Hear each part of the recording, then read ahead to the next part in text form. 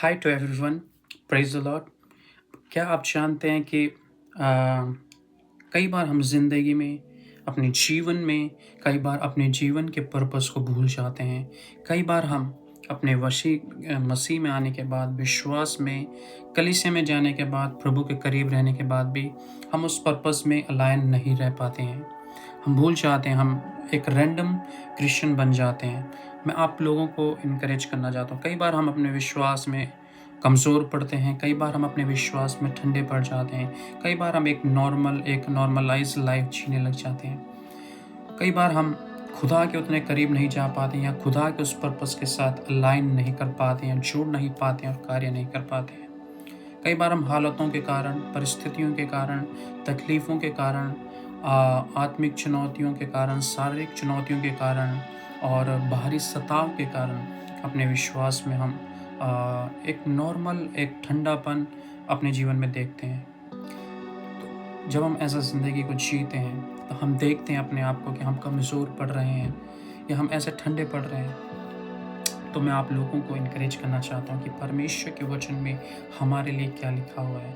जब हम किसी हालात से, किस परिस्थिति से होकर जा रहे हैं या हम किसी अपने विश्वास में संघर्ष कर रहे हैं, हम प्रभु में बढ़ने में संघर्ष कर रहे हैं या हम बैकस्लाइड हो रहे हैं या ठंडे हो रहे हैं, तो हमें अपने आप को रिमाइंड कराने की ज़रूरत है कि खुदा के वचन में हमारे लिए क्या लिखा है। कई बार हम अपने जीवन के संघर्षों के द्वारा, कई बार हम कई कोशिशों करने के बावजूद हम सफल नहीं हो पाते हैं, हम वो सक्सेस नहीं देख पाते हैं। फिर भी परमेश्वर का वचन क्या कहता है, हमें अपनी भावनाओं पर या परिस्थितियाँ क्या कह रही हैं, उन पे ना जाते हुए हमें परमेश्वर के वचन को देखने की ज़रूरत है।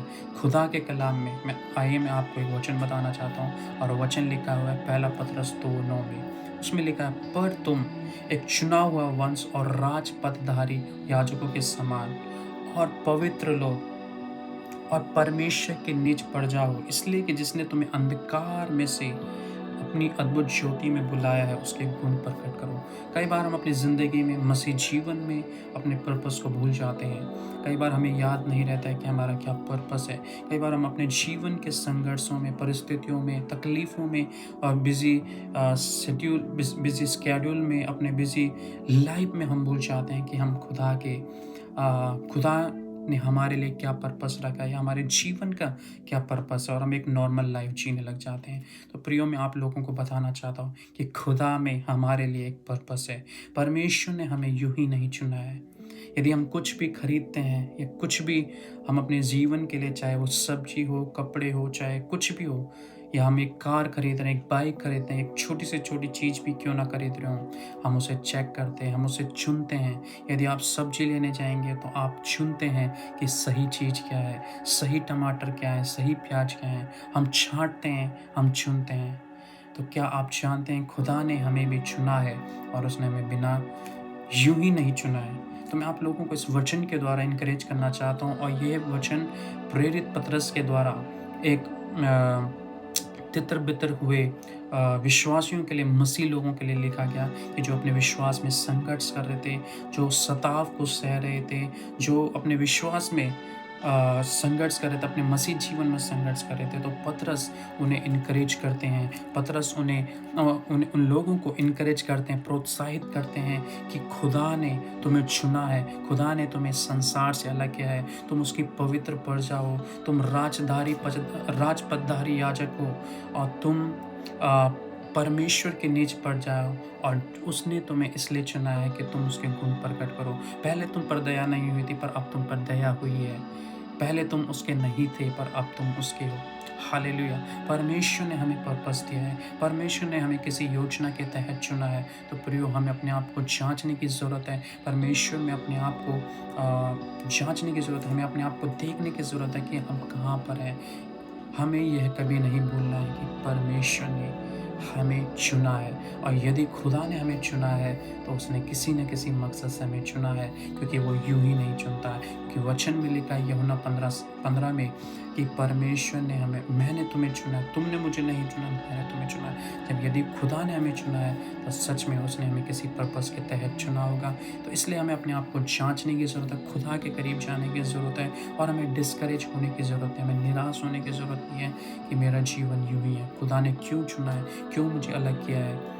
हमें अपने आप को जांचने की ज़रूरत है। खुदा हमारे साथ है। यदि हमारे जीवन में कैसे भी हालात हों, परिस्थितियाँ हों, तकलीफ़ हों, कैसे भी उतार चढ़ाव क्यों ना हो, कैसा भी सताव क्यों ना हो, हम परमेश्वर के चुने हुए लोग हैं। हम उसमें उसके नीच पड़ जाएँ, हम पवित्र किए गए हुए लोग हैं। तो जब यदि खुदा ने हमें चुन लिया है तो अब हमारा कर्तव्य क्या बनता है? परमेश्वर का वचन कहता है कि हमें उसके खून प्रकट करना है। हमें एक आत्मिक घर बनते जाना है। हमें अपने बीच में से हर एक बैर भाव, हर प्रकार की नफ़रत, ईर्ष्या, जलन को अपने अंदर अंदर से अपने बीच में से इसको ख़त्म करना है। क्योंकि पतरस इस वचन को, इस लेटर को, इस पत्र को 7 जगह, 6-7 जगह जो जहाँ विश्वासी लोग तितर-बितर हो चुके थे, सताव के कारण, अपने विश्वास में संघर्ष करने के कारण, तो वो इन लोगों के लिए इस वचन को, इस पत्र को लिखता है कि ताकि वो हिम्मत बाँधें, ताकि वो प्रोत्साहित हों, ताकि वो अपने आप को जाँचें कि ये आने वाली ये तकलीफ़ें हैं जो उनके बीच में घट रही हैं, या आने वाला जो सताव है, पर्सिक्यूशन है, ये कोई नॉर्मल सी, ये कोई ऐसी बात नहीं है जो कि उन्हें कमज़ोर करेगी, या उन्हें विश्वास में कमज़ोर होने की ज़रूरत है। यस, इट विल हैपन, ये होगा, बट हमें अपने आप को उस इटर्नल पर्पस से अपने आप को अलाइन करने की ज़रूरत है। इसलिए पतरस उन्हें इनकरेज करते हैं कि तुम चुने हुए लोग हो, तो इसलिए अपने आप को उस पर्पस के साथ अपने आप को अलाइन कर दो, या अपने आप को इतना उस पर्पस से भर दो जिसके कारण खुदा ने आपको चुना है। यदि हम उस पर्पस को जान लेंगे, उस पर्पस के तहत चलेंगे, तो हमें कोई भी परेशानी नहीं होगी, हमें कोई भी तकलीफ़ नहीं होगी। तो हमें अपने आप को जाँचने की ज़रूरत है, और हमें कभी भी हिम्मत हारने की ज़रूरत नहीं है, क्योंकि परमेश्वर ने हमें चुना है और उसने हमें किसी मर्ज़ी के तहत चुना है। इसलिए हमें कभी भी होपलेस होने की ज़रूरत नहीं है। खुदा हमारे साथ है। May God bless.